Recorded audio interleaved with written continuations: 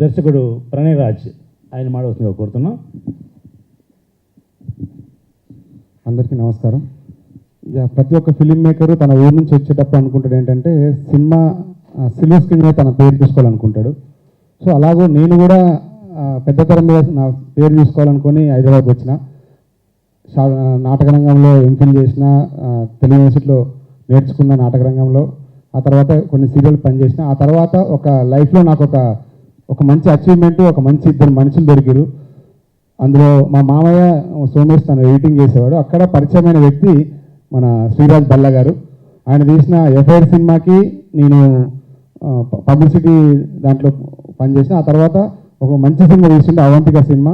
ఆ సినిమాకి నాకు అసిస్టెంట్ డైరెక్టర్గా ఛాన్స్ ఇచ్చింది నాకు ఏడీగా. ఆ సినిమాని దర్శకుడు శ్రీరాజ్ గారు రూపొందిస్తే దాన్ని నిర్మించింది తుమ్మలపల్లి రామసత్యనారాయణ గారు. 2016లోనే నాకు సార్తో పరిచయం. ఆ ఇద్దరి వలన నాకు ఆ కోరిక తీరింది. సిల్వర్ స్క్రీన్ మీద నా పేరు ప్రణయరాజ్ వంగరి అని మొదటిసారిగా నేను చూసుకున్న 2016లో ఆ సినిమా విడుదలైనప్పుడు. ఆ తర్వాత మళ్ళీ ఇప్పుడు సార్ గారి ప్రోత్సాహంతో అదే భీమవరం టాకీస్ బ్యానర్లో దర్శకుడిగా నేను పరిచయం అవ్వడం నాకు చాలా ఆనందంగా ఉంది. థ్యాంక్ యూ సార్ ఈ అవకాశం నాకు ఇచ్చినందుకు. అలాగే మిగతా నాతో పాటు ఉన్న 14 మంది డైరెక్టర్లు కూడా నేను శుభాకాంక్షలు తెలియజేస్తున్నాను. Thank you.